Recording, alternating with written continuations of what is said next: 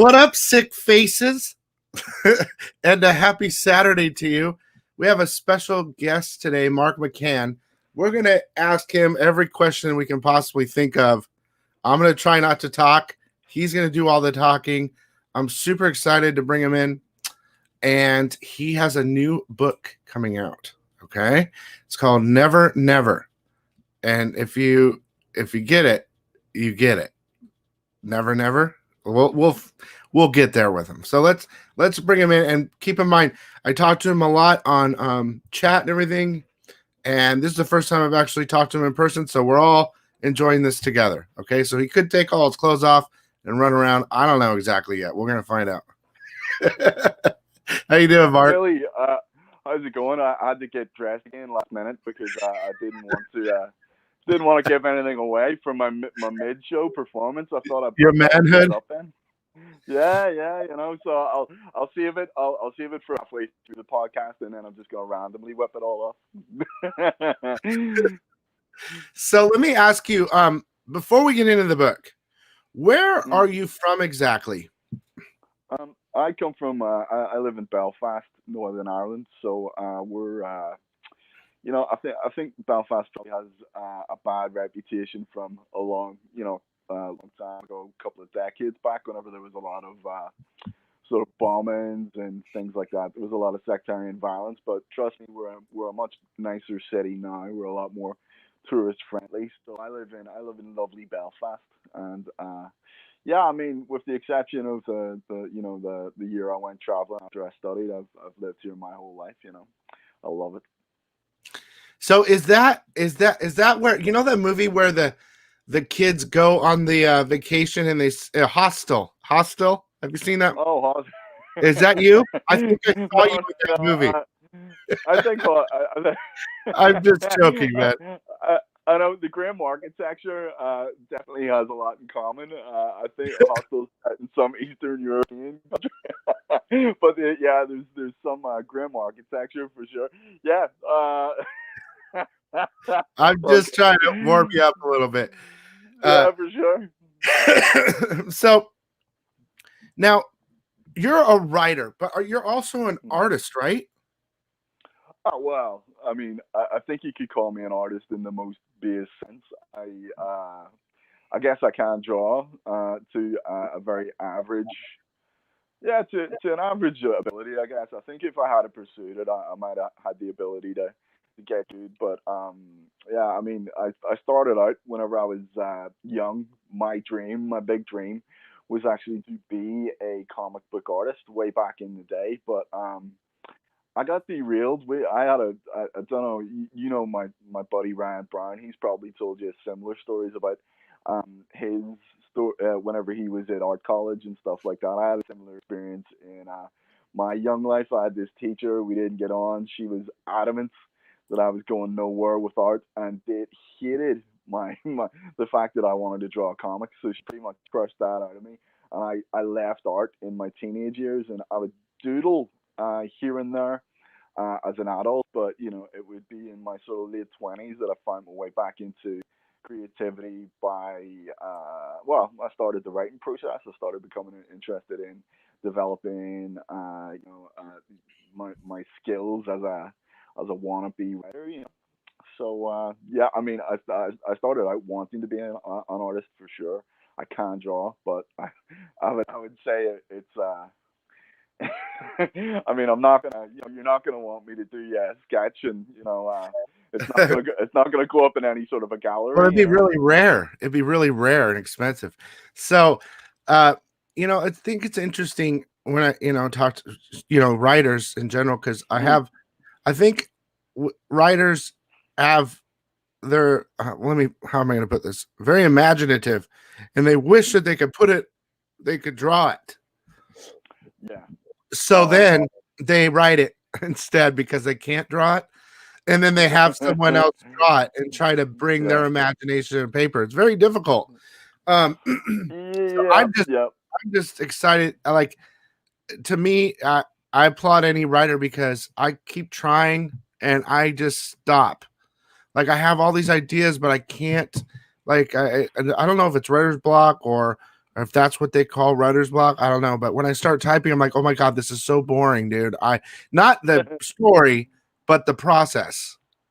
Yeah. Well, listen, I mean, I sort of treat writing and art, any sort of creativity. It's all a craft, right? It's all a craft, and it's difficult to one. You have to sort of break through the layers of it in order to get to where you want to go. I was the the guy for starting stuff that I would never finish. And another thing that I always used to do was I'd look at other people's stuff. I'd write something and then I'd compare it to somebody else and I'd go, oh, listen, I'm reading Frank Miller at the minute. How am I ever going to write anything as good as Frank Miller? Or how am I ever going to write anything as good as, say like Danny O'Neill, the late great Danny O'Neill, or some of the British writers like John Wagner or Alan Grant. I was always comparing myself to these guys, and so I found it very hard in my formative years to uh, follow through because you're constantly comparing yourself to the people who've gone before. So it took a long time to just go, you know what? I'm just going to put this out here and get judged on my own merits. And if people hate it, they hate it. If they like it, that's great, But sometimes, Let, uh, yeah. No, go let ahead. me ask you this. Like, so when you finally decided to like write something, right? Mm. So you wrote like, did you write like, let's just say, so like say you wrote a comic or a story, or it was a Mhm. comic. Mhm. You want it to Yeah. be a Yeah. comic. So you wrote it, and then would you write it about 8 comics worth? And you tried to figure out like in your head how long it was. It 3 comics. It wasn't just one Well, comic, sure. well, really, whenever I started writing, this is legit. I was not writing comics to begin with. First thing I ever tried to write was a script, and it was based purely on the fact that I wanted to do something. So I wrote a script. I had the idea that it was going to be a TV series, right? And so I thought if I can write this one episode at a time, so there was no forethought, there was no massive overarching plot development or character development, all the things that I do now, because I sort of found out off other writers and I learned the process and I read books on it. But whenever I started out, I just wrote an episode or something and had these characters in it that I was making up as I went along. And I remember distinctly my girlfriend at the time, she said, "That's shit." she actually she fell asleep whenever I read the first sort of couple of pages. She sort of fell asleep, But you were and then reading I it to like a script, right? yeah, yeah. And I said, I said, do you not like it? And she said, no. She said, why don't you try it as a book or something? So legitimately, I went off and read about how to format a novel, and I decided I was going to give it a go as a novel. So the first things that I ever wrote were novels. I wrote 2 novels and a novella, and then I wrote another 2 novels after that I didn't bother doing anything with. So the first few I self-published, and I didn't have any editor. They were all incredibly rough. This was just stuff. This was me working out the medium, working out how to write, how to craft something. And when I look back at all that stuff, it was really rough. I didn't know many techniques. I was just reading, pulpy sort of sci-fi, horror, detective stuff, and I was trying to replicate my experiences. Uh, you know, uh, in my own stories basically. And so it would be years later before I decided to go to comics because I thought comics was something that I would never get into because it seemed so unobtainable. It actually seemed way beyond my grasp because I was living in this small place. I was living in Belfast, and there's maybe about 3 people that I could think of from Belfast who had jobs in comics, and that's from the entire north of Ireland. I could go with 3 people. There was Garth Ennis, John McCrae, and PJ Holden. I didn't know anybody else, and I thought, well, this must be impossible if only these 3 guys can do it. Those So are it pretty would good be names, though. They're pretty well, good oh names. yeah, big time, big time. So, God, I mean, and the thing is, the scene's so small over here that everyone sort of knows each other, and I'd obviously encountered all these guys. I mean, PJ, he lives around the corner from me. Garth, I had met when I was younger, whenever I worked at a comic shop, and John, same story. I actually met John at the very start of whenever I was just trying to get into comics, and he happened to be over visiting a friend of mine, and the friend said, a friend of ours, Fred, he said, come and meet John McCrae. So I was like, this was a massive moment. So I met him, and then later, I would meet Glenn Fabry, who had moved to Belfast. So this was real circumstantial stuff. I happened to run into him, and running into Glenn is essentially how I got into comics. Because the thing to understand is that you've got this venerated idea of comic book professionals, and you're like, oh, I could never be that, or I could never be them. But whenever you meet them, Yeah, you realize they're just normal dudes. They're just normal dudes, and you could do that. You just have to try a lot, that's so and that's true. what I mean, that's so true. Once you meet more artists and writers are more like, you want to talk to me, they don't understand. yeah. Like they're just Oh yeah.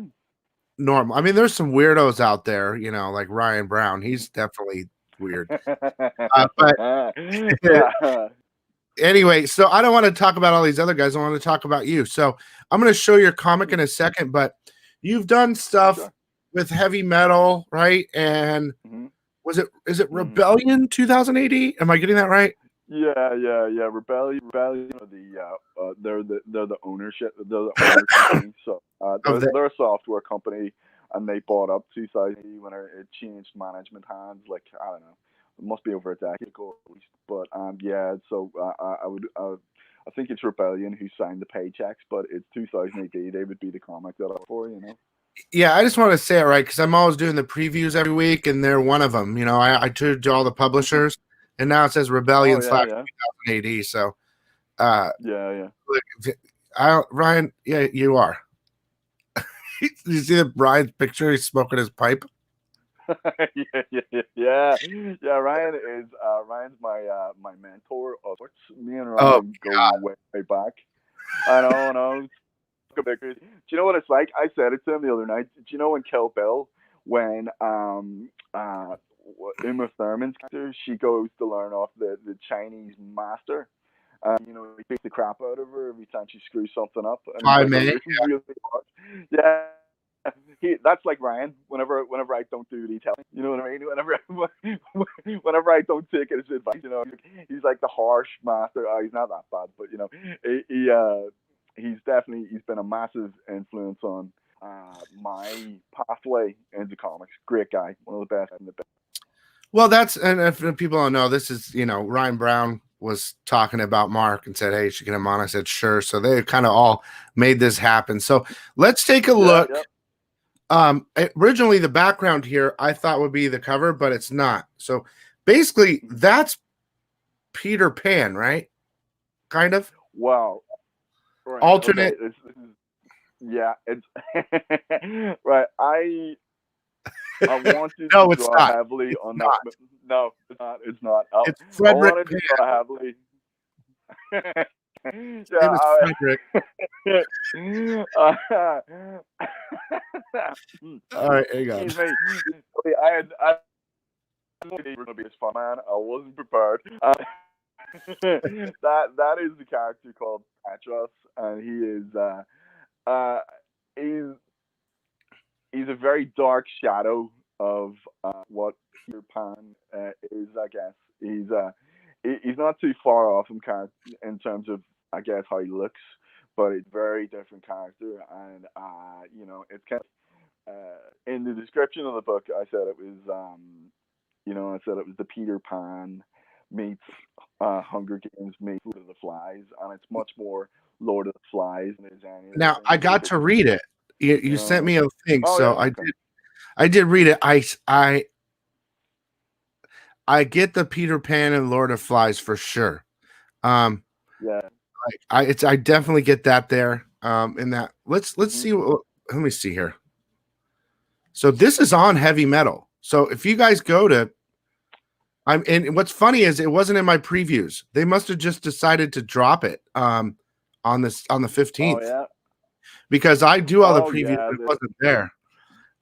So Matt anyway, dropped it. Yeah, this got dropped yesterday. As far as I'm aware, it literally got dropped yesterday. oh, so it's So out. So no, here's no, the cover or it's a pre-order. pre-order. Pre-order. Okay. So here's the. Can you see it? It's good because I'm on the other page and I can't Hmm. see. So here's the cover, Yeah, which yeah, is I can see it. pretty dope, man. Yeah, that's Kristen Blair. Like I said, this guy is he's a young French guy. His first ever work in comics, and uh, he knocked it out of the park with that cover. We That's had his a first very cover.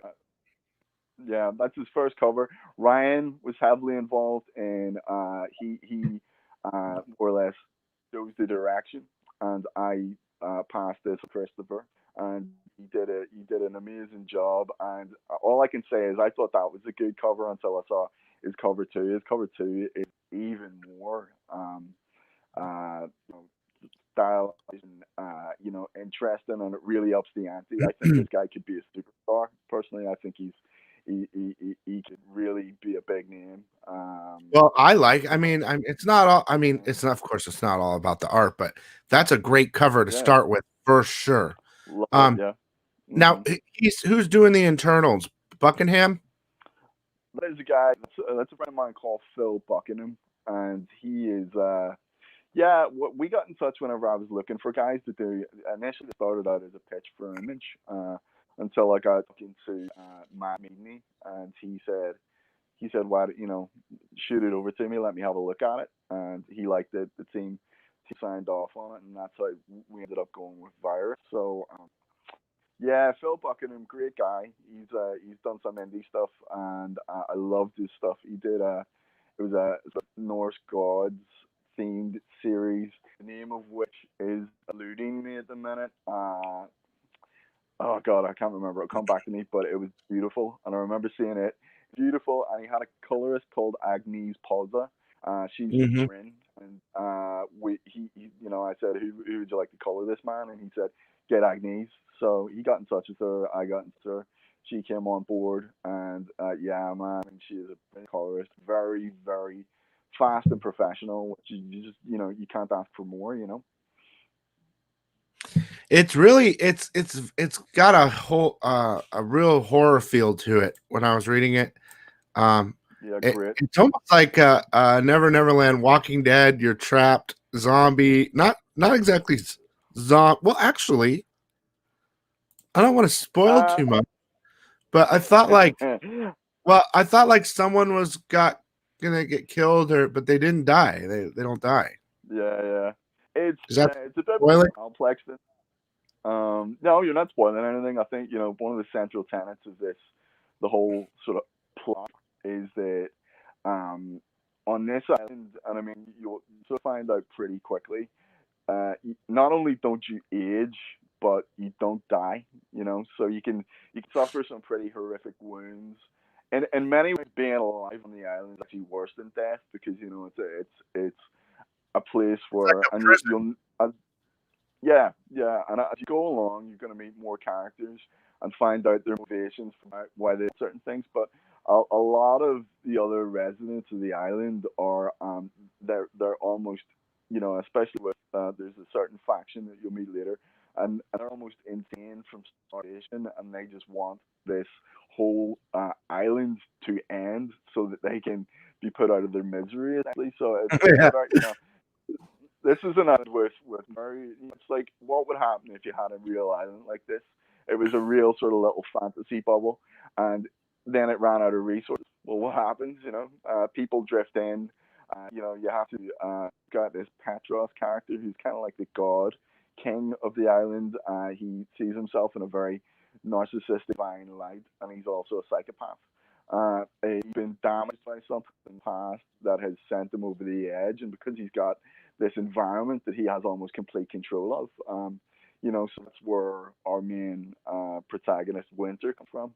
He goes out in the world and selects her uh, to come to the island with him, and she thinks it's just this fantasy getaway. She's been seduced by the fact that he's this feral boy. Right? He's very sort of seductive, especially to someone a sort of a teenage girl, and whenever she gets to the island, she realizes that she's been duped. She is in hell, and if it wasn't for certain factors, she wouldn't have been able to she would just be another sacrifice at the altar of these crazy, you know, sort of cannibalistic feral boys that make up Petros's sort of army. But you know, certain factors, um, certain side influences, she manages to escape, and that's the point where it becomes a survival horror story because she is pursued across an island by flying, uh, you know, cannibals who are, you know, the way I described them was it's like if you can imagine a young boy with brain of an old man, and that old man didn't have any paternal figures growing up, had no guidance, was brought up almost completely, you know, the cruel childhood never was never exercised out of these these boys. It's all still there. In fact, if anything, it's been amplified. And if you can imagine what sort of a person that would grow into, except it's that brain in a little preteen body that can fly around. So it's a terrifying mixture of different things. You know, it's like, do you ever remember whenever you see like a vampire movie and the vampire pops out of the closet?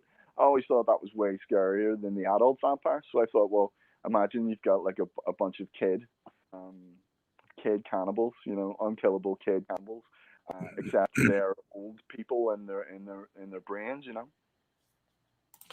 Yeah, that's a really good description actually of the book because I read it digitally, and the way you said exactly you just spoiled the whole book. Number one, Yeah, yeah, yeah. you just spoiled Yeah, number well, I one for mean, sure. I think yeah, right. Well, I think number one is like the establishing shot, right? It is just the this is what that universe looks like, and this is what it is. But I think you know number two, really once you get into number two, it becomes like this epic chase movie. You know, like the way in Lord of the Rings, it's like it's an ongoing journey that goes from battle to battle until you reach the end point. I wanted it to be sort of like that, where you know, Winter encounters different sort of tribes and factions or whatever, and she sort of fights her way across the island, and everything is difficult and uncomfortable and scary. And you know, so the issue one is just an establishing shot, and I hope it will hook people that they'll read it and go, you know, I would really love to see what it looks like. This has grabbed me. It's scary, and you know, the one thing I tried to do was take characters and make them, even though they're real extremes, I wanted to make them as real and relatable as possible because the underlying plot throughout this story for Winter is that she's running away from an unhappy home situation. Her mother suffers from mental illness, and her dad is trying to hold the family together. And I thought that was an interesting dynamic because you don't see it explored so much. And so her whole thing is she's running Yeah, away from this situation. So that's hard what to I was be at going home, to say. and That that's yeah, what I was going to say. You don't. It's this book takes off fast, and so you don't mm, see that family life. But you're going to be diving back into that. Was it like kind of? Are you yeah, going to be yeah. okay? It's integral to the plot because you know, like at the end of the day, I think you know the best about all these hero journey books. I mean, if you look at all the great heroes and you know, superhero books and what have you. Like if you look at Spider-Man's journey or Bruce Wayne's journey or you know whatever, you look at them and they've got this kind of thing that happened to them. So in Peter Parker's case, it was you know he was selfish. He was bullied. He got powers. He was selfish with his powers, and it resulted in his uncle getting killed. So this is very much an origin story for a character. It's just that that origin story drags for 5 issues of hell, and at the end of it, she's going to come out of it a very different person. But you know, it's completely self-contained. I have, you know, I do have ideas for more books, but you know, it's not like I'm trying to make it one series. I just want this to be a little self-contained, like you know, personal. Hell that this girl has to go through, and she comes out. The reader will go through all these emotions and come out, you know, the other end with her and be like, you know. So I want it to be, yeah. I knew I had to start strong.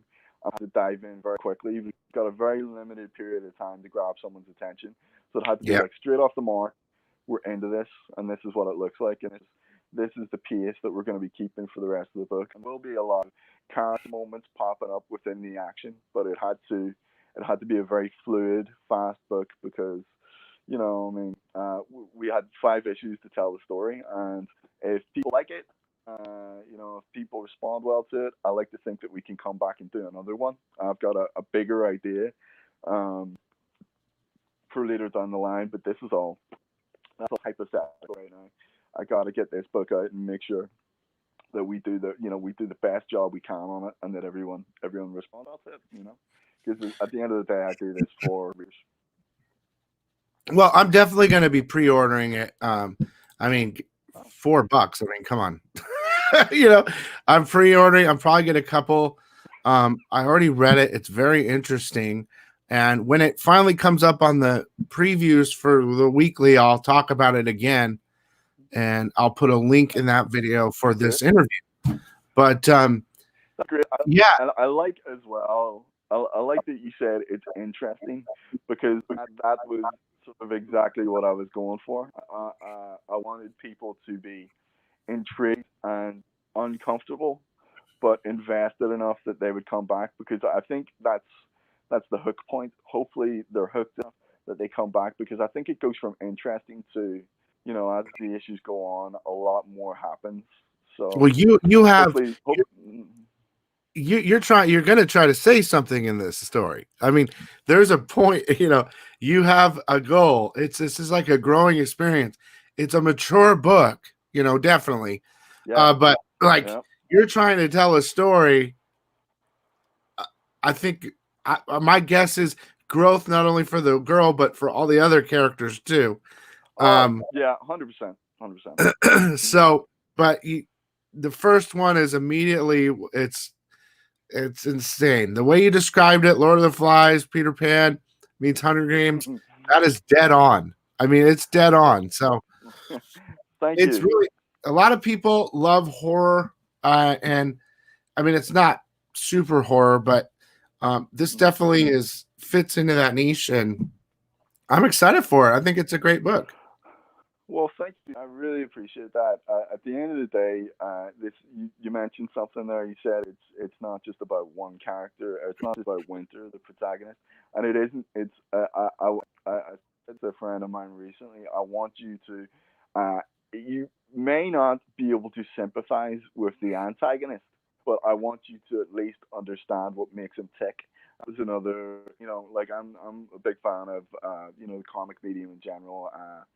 Some of my favorite villains were guys like Victor Von Doom or Magneto or, you know, um, characters that had a real motive, a real clear motive, and a reason for doing what they did. Like Magneto, he's probably one of the greatest villains in history because you can totally empathize with why he is the way he is, and that's what I wanted to do with Petros. I want to make him. You will not like him. You will not be able to so much as empathize with him, but you'll understand why he's not just a mustache twirling top hat villain. He's a very nuanced character, and I think the reason I like stuff like this, I like making it sort of giving everyone a bit of depth is because I love TV shows like The Wire and Game of Thrones until the last couple of seasons where no one was really clean. Everybody was nuanced. Everybody was dirty. And my editor and I talk about this a lot, and that is that we live in a time right now of more all black and whites, but everything's so much more nuanced and messy and difficult to untangle in that. And I wanted that to be reflected in this book, where you're like, yeah, the main villain is the most evil bastard, but also I get why he is like that. Yeah, that's something that you'll learn more in the next issues for sure. But you get immediately that he's just Oh, yeah. basically pure evil right at the beginning. Yeah. But Yeah, I mean, it's definitely heavy metal. They want to know. Yeah, you can go to heavymetal.com and that's just search mhm. never. Yeah. Just if you go to the virus, so if you go to email.com and you go to the virus comic section, it should be there under pre-orders or come August. I think it'll be under new releases. I think it's 15th, right? August 15th. So you can get it from the store. And the way Heavy Metal are operating, they've got a way of doing this. I think it's to do with COVID-19, but they have they're releasing from the store. So you order from store, and then in a couple of months, it will be in previews. So retailers will be able to order it in previews. And I think what this isn't signed, sealed, and done yet. We're talking about it, but we're talking about doing a variant of it for the store release with a certain well-known artist.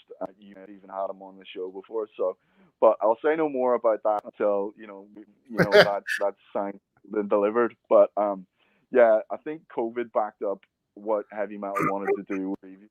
So they're gonna put it out in the store, and hopefully everyone loves it in the store, and they'll get it from the store. And then later on, it's gonna come out in previews. And I think, especially for people in the UK who are gonna be dealing with shipping and stuff, they might want to go for the store release. So we'll see how it all plays out. But either way, I hope, especially North America, I hope North America goes, yes, we'll get it from the store, because this is it's a proven point. I wanted to see if this thing can do well, and if people are interested, and if they are, then we can, we'll know we're on something. We'll know that this has got legs. Well, I'll do what I can to help once it comes out on the previews video. I really appreciate it. But I'm definitely going to order one direct from the site, because sometimes you get the books early too, before they even come out, stuff like that.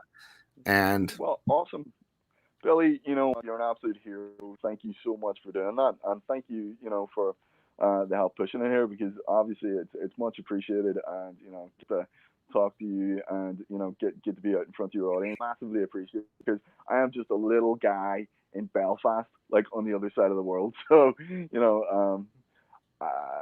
nice. It's nice to have the platform.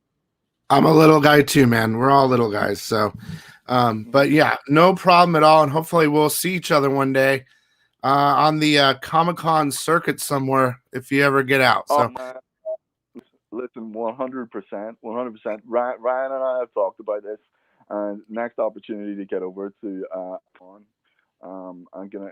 It's right up there on my priority. I really want to do that. Yeah, sounds like fun, man. So you guys, again, if you're interested now, you can go to Heavy Metal, look at the virus section, or I'm sure you can just type in Never Never and it'll pop up. $3.99, and I read it. It's really interesting. It's definitely I like to call it a twist of Peter Pan, but whatever. I'm sure there's a lot more to it than that. But yeah, there it is. And that cover turned out great too. So it's very nice, and the writing's good, and it's it's for adults. Don't get it for your kid. Unless you want to save it for him. But I appreciate you coming, Mark, and we're gonna go. Really, That's pleasure. it. Thank you. Thank you so much. I'm gonna do this end screen here, but hang on, okay, Mark? All right. Sure. Bye, guys. All the best, guys. Thank you.